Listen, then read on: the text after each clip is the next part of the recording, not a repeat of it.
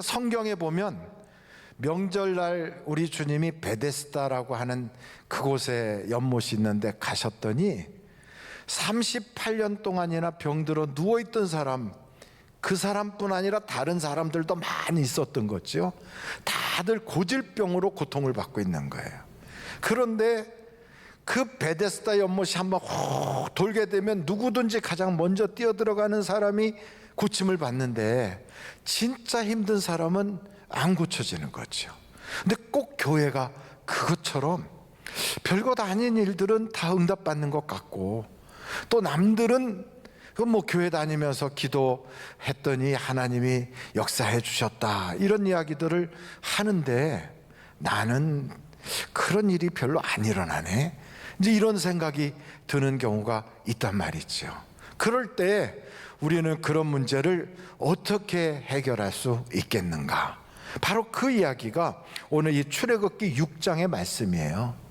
쉽게 말하면 모세가 애굽 왕에게 가서 내 백성 이스라엘을 보내라 이렇게 이야기를 하라고 하나님께서 보내셨어요. 그랬더니 하는 말씀이, 하나님, 내가 이스라엘 사람들한테도 하나님이 이렇게 도와주신다고 다 얘기했는데도 안 믿거든요. 그리고 될 것 같지도 않거든요. 그러니까 다들 저러고 있는데, 아니 애굽 왕이 듣겠어요? 이스라엘 사람들도 안 믿는데. 그러면서 모세도 뭐라고 생각하냐면 이건 안 될 거야, 이런 생각이 드는 거죠. 이런 문제에 있을 때 오늘 저는 이 설교 제목을 뭐라고 그랬냐면, 한번 저를 따라해 보세요. 내 길을 가다 보면 주께서 이루신다. 이게 도대체 무슨 말이냐? 그렇게 고질병이 있고 아주 심각한 문제가 있고 기도해도 안 되고 교회 다녀도 잘 해결이 안 되던 걸 내 길을 가다 보면 주께서 이루신다니, 그게 무슨 말이냐, 이런 생각이 들 거라고요. 저는 그래서 오늘 이 말씀을 볼 때 성경 한 구절을 좀 찾아보려고 그래요. 여러분 한번 찾아보세요. 예레미야서 33장 2절로 3절 말씀. 예레미야서 33장 2절부터 제가 보겠습니다. 이를 행하시는 누구요? 여호와. 그것을 만들어 성취하는 여호와. 그의 이름을 여호와라는 이가 이같이 이르시도다. 너는 내게 부르짖으라. 내가 내게 뭐 하겠고 응답하겠고 내가 알지 못하는 크고 은밀한 일을 내게 보이리라. 그러니까 하나님은 뭐 하시는 분이다? 일을 하시는 분이에요. 그러니까 하나님은 일을 성취하시는 분이에요. 그럼 너는 뭐 해야 되느냐? 우리 보고 묻는 거예요. 나는 기도해야 되는 거예요. 그러니까 나는 나의 길을 간다, 이 말은 내가 할 일을 하면 이루시는 분은 하나님이신 거예요. 그런데 이거를 자꾸만 잊어버리고, 환경이 바뀌어야 되나? 아니면 내가 뭔가 좀 머리가 좋아져야 되나? 내가 능력을 받아야 되나? 자꾸 이쪽으로 생각하다 보니까 안 될 것 같아. 아무리 생각해봐도 이거는 의사도 안 된대. 아유, 이거는 요즘 같은 경제 환경에서 불가능하지. 이렇게 내가 이미 판정을 딱 해버리고 기도하라고 하시는 주님의 말씀을 내가 안 지키는 거예요. 하나님은 내 길을 가, 그럼 일은 내가 할게, 이런 말씀이거든요. 그러면 하나님이 할 거를 내가 걱정할 게 아니라 내가 할 일만 내가 하면 되는 거예요.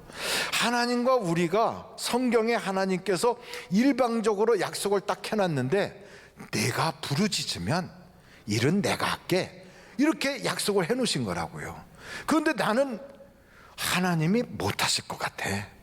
아이고, 이건 불가능하지. 이래놓고서는 우리가 내 할 일을 안 한다, 이 말이에요. 그래서 오늘 저는 그러지 말고 다시 묵었던 기도, 그리고 안 되던 것, 불가능하다고 생각했던 것도 다 모아서 다시 한번 우리가 기도해 보자, 바로 이런 말씀이에요. 성경에 보니까 하나님께서 이스라엘 백성들을 바로 그 애굽의 왕에게 뭔가 좀 본때를 보여주라, 이게 아니라 해방시키는 것이 본질적인 문제의 해답이거든요. 그런데 해답은 금방 안 해주고, 그 바로라고 하는 애굽 왕으로부터 금방 풀려내 주지는 않고 자꾸 뭐 물이 변하여 피가 되게 하고 파리가 날라오게 하고 메뚜기가 생기게 하고 개구리가 나오게 하고. 아니, 하나님 그런 거 말고 그냥 한 번에 요절을 내 가지고 그냥 우리 빨리 풀어주면 우리 여기 고센 땅에서 고생하지 않고 그러고 나갈 거 아닙니까? 이러고 있는데 하나님은 그걸 빨리 해결을 안 해주신단 말이에요. 이게 지금 교인들의 갈급한 심정이에요. 그런데 하나님은 그렇게 안 풀어가네. 그럼 어떻게 풀렸을까? 모세가 특별히 능력이 생겨서 풀었나? 아니에요. 그럼 이스라엘 사람들이 430년 동안이나 노예살이 하다가 이제는 한번 해보자 하고 의기투합해가지고 막 그렇게 불타는 의욕을 가지고 단합을 해서 바로에게 한번 부딪혀가지고 해결했나? 아니에요. 결국은 누가 했느냐면 하나님이 다 하시는 거예요. 그런데 그 기간 동안 왜 하나님이 그걸 질질 끌었느냐 하면 이유가 있어요. 처음에 이렇게 하나님이 물이 변하여 피가 되게 하고 또 그곳에 뭐 이가 생기게 하고 벼룩 같은 게 나오고 거기에 또 무슨 개구리가 나오고 파리가 나오게 하고 이런 거 할 때 처음에는 다 같이 어떤 생각했냐면 아이고 되긴 되겠어? 아이고 뭐가 좀 되는 것 같아? 이러고 쳐다보다가 자꾸 문제만 바라보고 있던 사람들이 오, 하나님이 대단하시네. 하나님이 일하시는구나. 하나님 하면서 자꾸 문제에서 시선이 바뀌어서 하나님께로 모든 이스라엘 백성들이 눈길이 하나님께로 싹 돌아서더라 이 말이에요.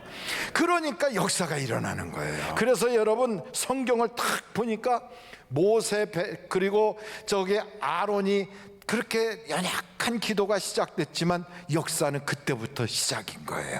여러분이 무릎을 꿇는 그 순간부터 가정에서는 기적이 시작되고 여러분이 하나님 앞에 기도하기 시작한 그 순간부터 하나님은 일하시기 시작하고 하나님의 역사가 나타나는 거예요. 그래서 이런 문제를 해결해 주실 때 우리는 꼭 기억해야 될 나의 자세가 있어요. 나의 자세.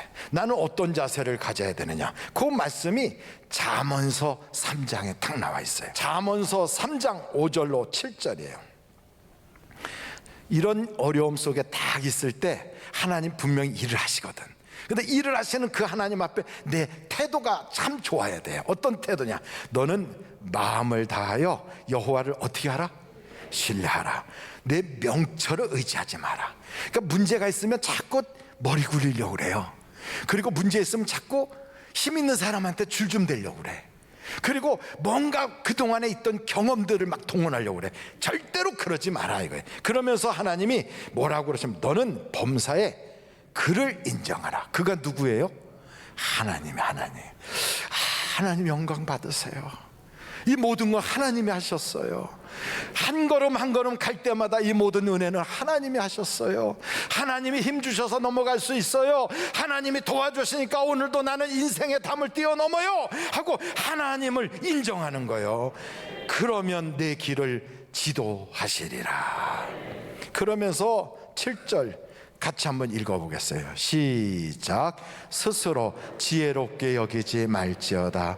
여호와를 경외하며 악을 떠날지어다. 머리 좋다고 인정하고 자기가 남들보다 조금 똑똑하다고 남들보다 내가 그래도 조금 두뇌전이 빠르다고 생각하는 사람일수록 하나님한테 얻어맞는 은사가 있어요. 잘 안 풀려요. 그리고 자기 머리를 자꾸 굴리다 보니까 여러분 잘한 줄 알아 자기는. 근데 그 결과가 안 좋아. 우리는 이걸 잊지 말아야 돼요. 내가 아무리 머리 좋아도 내 머리는 요 바가지만하다. 요만한 바가지만한 머리 가지고 한강물도 못 재요. 하늘에서 내리는 비가 얼만큼 왔는지도 몰라요. 오늘 내가 얼마나 하나님이 주신 그 공기를 마셨는지도 내가 마시면서도 그 공기의 양도 몰라. 이런 머리 가지고요 내 인생의 문제를 해결하겠다고 하면서 아이고 난 머리 좋다, 나는 뭐 남들보다 난 저 사람보다 뛰어나다. 그 사람들도 다 그만큼은 생각해. 그래서 무슨 얘기하면 뒤에서 피식 웃어요. 안 되는 거예요. 우리는 자기 머리 의지하지 말고 경험 의지하지 말고 하나님만 높이면 되는 거예요. 하나님. 그리고 하나님이 도와주셔야 돼요. 하나님이 해결해 주셔야 돼요. 나는 하나님의 은혜 없이는 살 수 없어요. 하나님 도와주세요. 하나님께 철저하게 매달릴 때 하나님이 딱 탈거더 붙이면서 그래, 일은 내가 할 테니까 너는 기도만 해라. 우리 하나님 그러신다고요. 그래서 코로나 바이러스가 팬데믹 현상으로 이렇게 어려울 때는 여러분, 하여간 이 세상에 최고로 능력 있는 사람이 누구냐? 기도 많이 하는 사람이 능력 있는 거예요. 기도하는 사람은 당해낼 수가 없어요. 처음은 기도의 양이 요만큼 쌓였으나 이만큼 쌓였으나 똑같아.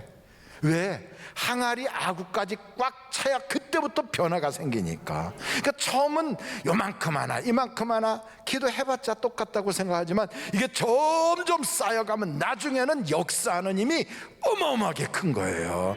그래서 사랑하는 성도 여러분, 무슨 일이 있든지 우리는 하나님 앞에 기도하는데 내 인생의 모든 문제는 무릎 꿇으면 해결된다는 걸 알아야 돼요. 무릎 꿇으면. 한번 절달해 보세요. 무릎을 꿇으면 해결받는다. 그래서 무릎을 꿇는 그 순간에 하나님께서 우리를 생명의 길로 쫙 이끌어 가시는데 시편 16편 11절 한번 보세요. 시편 16편 11절 같이 한번 읽겠어요. 시작. 주께서 생명의 길을 내게 보이시리니 주의 앞에는 충만한 기쁨이 있고 주의 오른쪽에는 영원한 즐거움이 있나이다. 그러니까 여러분, 교회 다니면 팔자가 바뀌어야 돼요. 10년 다니나 5년 다니나 20년 다니나 5대째 예수 믿으나 그냥 거기서 물에 물 탄 듯 술에 술 탄 듯 그러고 다니지 말고요, 예수의 맛을 봐야 돼요. 예수의 맛을. 그래서 우리 주님께서는요, 그 선하신 맛을 보라고 우리에게 이런 환난과 어려움을 이렇게 지나가게 하시는데 그때마다 환난 가운데 여호와 하나님의 선하신 맛을 보는 맛깔스러운 신앙생활을 하자, 이거야. 하자. 그걸 못하는 사람들의 대부분이 뭘 하냐면 머리 굴리고만 앉아 있어요. 교회 다니면서 내가 교회에 얼마나 공로자인데 말이야, 내가 이 교회를 몇 년도부터 나왔는데, 이런 거나 자랑하고 있지 하나님 앞에서 인정받고 있느냐는 건 쳐다보도 안 해. 중요한 건 뭐냐면 하나님이 내 인생을 인정해 주시면 내 인생은 달라지는 거예요. 그래서 그 하나님이 나에게 갈 길을 쫙 가르쳐 주시고 하나님이 가르쳐 주시는 그 길로 가면 인생의 지름길이 되는 거죠. 지름길이. 저는 우리 하늘비전교회 모든 성도들이 지름길로 갈 수 있기를 간절히 바랍니다. 그래서 오늘 이 시간에 그 길이 어디냐 뭐냐 이걸 좀 알려드리려고 그래요. 여러분도 내 길로 내가 쭉 가면 길이 아무리 많아도요, 그 길이 다 옳은 길은 아니거든. 여러분, 길이라고 그래서 다 간다고 다 결과가 똑같느냐? 그렇지 않아요. 어떤 분은 그래요. 뭐 배 타고 가나 비행기 타고 가나 뭐 가면 다 목적지가 똑같지 뭐. 절대 그렇지가 않아요. 하늘에도 길이 있어서 그 길로 안 가면 비행기가 떨어져요. 바다도요, 넓은 바다 같아도 거기에도 길이 있어서 그 길로 안 가면 배가요 암초 만나 침몰해요. 동네방네 다니는 것 같아도요, 그런 차들도 다 길로 다니지 길 밖으로 다니는 차가 없어요.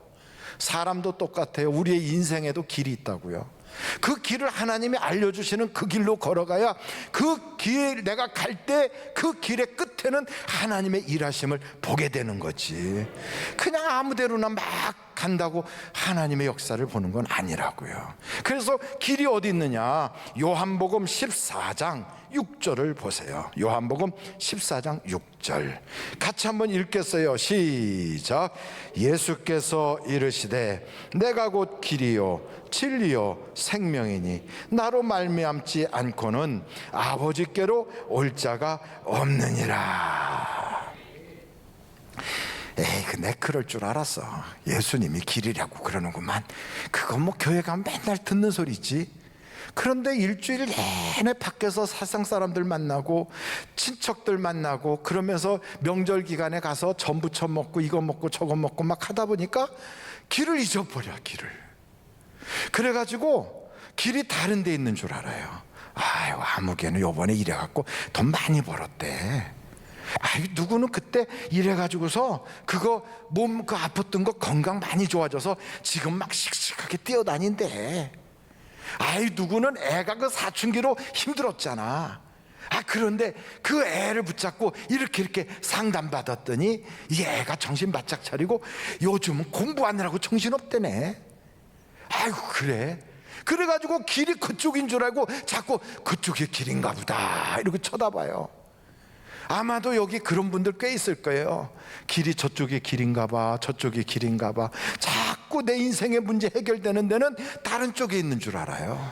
근데 여러분, 육신의 길이라고 가면 갈수록 점점 처음에는 그럴듯한데 나중에는 멸망 이렇게 된다는 거예요.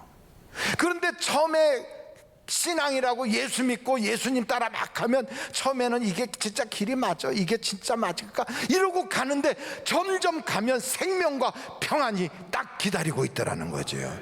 그러니까 여러분, 우리가 인생길을 딱 가면서 이게 결과가 어딘가 이걸 알아야 되는데, 그 결과에 가장 좋은 생명과 평안이 오는 그 길은 생명의 길인데 그 길이 바로 예수님이다 이거예요. 예수 안에 있으면 하나님이 책임져 주시는 거예요. 그러니까 예수 밖으로 자꾸 뛰쳐나갈 생각하지 말고 예수 안에 딱 붙어 있어야 돼. 예수 안에 붙어서 딱 있으면 주님이 나의 방패가 되시고 나의 높은 성벽이 되어주시고 문제가 있으면 그분이 해결해 주시고, 기도하지 못할 때는 성령을 보내서 내 속에서부터 막 성령이 부르짖어 기도하게 하시고, 그래서 내 영이 연약할 때는 성령님이 나의 부족함을 도와주셔서 합력하여 선을 이루도록 역사해 주시더라 이 말이에요. 그러므로 여러분, 가장 큰 복은 예수 안에 거하는 거예요. 저는 성경을 보면서 그 생각이 들더라고요. 부자와 나사로의 비유를 주님이 말씀하시는데, 부자는 왜 천국에 못 가고 나사로는 왜 천국에 갔을까? 아니, 왜 목사님 문제 해결하는 얘기 쭉 하다 갑자기 부자 얘기하고 나사로 얘기하세요? 이유가 있어요. 천국도 못 갈 사람을 하나님이 기도응답 주시겠어요? 천국에도 못 갈 사람인데 하나님이 도와주시겠냐고. 천국에도 못 갈 사람을 하나님께서 관리하시겠어요? 그런 건 아니란 말이죠. 그런데 부자는 제가 아무리 찾아도 부자의 죄를 모르겠어. 그 사람이 단지 돈이 있다는 것 뿐이지, 이 사람은 친구도 많고 사람들에게 굉장히 아주 그저 부드럽게 참 친절하게 해서 많은 사람들이 그 집을 드나들길 좋아해요. 잔치를 벌이면 수많은 하객들이 와요. 그 집의 문턱이 높질 않아. 그리고 잔치를 그렇게 할 수 있다는 건 주밀하게 잘 준비를 한다는 것이고, 사람들이 많이 몰려온다는 건 인품이 괜찮다는 것이고, 그리고 이 사람이 나중에 죽어서도 무슨 얘기하냐면, 우리 집에 보내서 내 동생들이라도 제발 여기 오지 말고 천국 가게 해달라고 그렇게 말하는 걸 보면 형제간의 우애도 좋아요. 그런데다가 이 사람이 죽었을 때 많은 사람들이 막 안타까워하는 거예요. 그 좋은 사람이 세상에 죽었다고. 그러니 이 부자는 제가 아무리 봐도 흠을 찾을 수가 없어요. 그런데 왜 지옥 갔을까? 이걸 생각해 보다가 딱 깨달은 게 있어요. 그 성경에 직접 나와 있어. 본인이 한 얘기예요. 지옥 가 있는 그 본인이 뭐라고 얘기하냐면, 한번 찾아보세요. 누가복음이에요. 누가복음 16장 30절. 누가복음 16장 30절이에요. 이 부자와 나사로의 관계에서 이 사람이, 부자가 그 지옥에서 무슨 얘기를 하냐면 30절 보세요. 이르되 그렇지 아니하니이다. 아버지 아브라함이여, 만일 죽은 자에게서 그들에게 가는 자가 있으면 뭐 한다고요? 회개하리이다 그랬어요. 이 부자는 참 사람 괜찮고 주밀하고 아주 신분도 높고, 그리고 주변 사람들과 관계도 다 좋아요. 그리고 자기 형제들과도 우애가 있어요. 부자라고 돈이 남아도느냐? 절대 그렇지 않습니다. 돈 많다고 돈이 남는 사람 없어요. 쓸 데가 더 많아져요. 그런데도 그거를 이렇게 모아가지고 다른 사람들에게 잔치를 베풀어주고, 이거 쉬운 일이 아니에요. 그런 사람인데 성경에 보니까 내 동생들에게 죽은 사람 중에 한 사람 가서 이야기하면 그들이 회개할 것이라는 거예요. 회개. 그럼 나는 왜 여기 와 있나? 보니까 자기는 평생 회개한 적이 없어. 아, 이거였구나. 교회를 다닐지라도 회개가 없는 사람은 지옥 간다 이 말이에요. 지옥 가요. 아무리 인품이 좋은 사람도 회개가 없는 사람은 지옥 가요. 지옥 가요.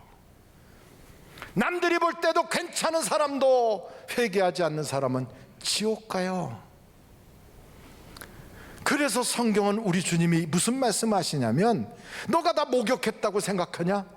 그래도 내가 내 발을 씻겨주지 아니하면 나와 상관이 없다. 우리는요, 내가 말이야 교회에 몇 년 다녔는데 이게 중요한 게 아니에요. 내가 오늘도 예수의 피로 죄를 씻고 있는가? 내가 나의 죄를 주님 앞에 고백하고 있는가? 예수의 이름으로 내 죄 사함 받았다는 확신이 있는가? 이게 없다면 교회 다녀도 지옥 가요. 지옥 가. 성경 어디에도 교회 다니면 천국 간다 이 얘기가 없어요. 천국이 가까웠다 하면서 우리에게 뭘 요청하냐면 회개하라 그래. 회개하라. 회개하라, 천국이 가까웠느니라. 예수님이 첫 번째 전한 설교 말씀이에요. 그러므로 여러분, 나는 언제 회개했었는가 한번 생각해 보세요. 내가 나의 죄 때문에 하나님 앞에 남들에게 들으라고 하나 진심으로 나의 죄를 고백한 적이 언제였던가? 주님 앞에 회개하지 않는 그 사람은 천국 가기가 어려워요.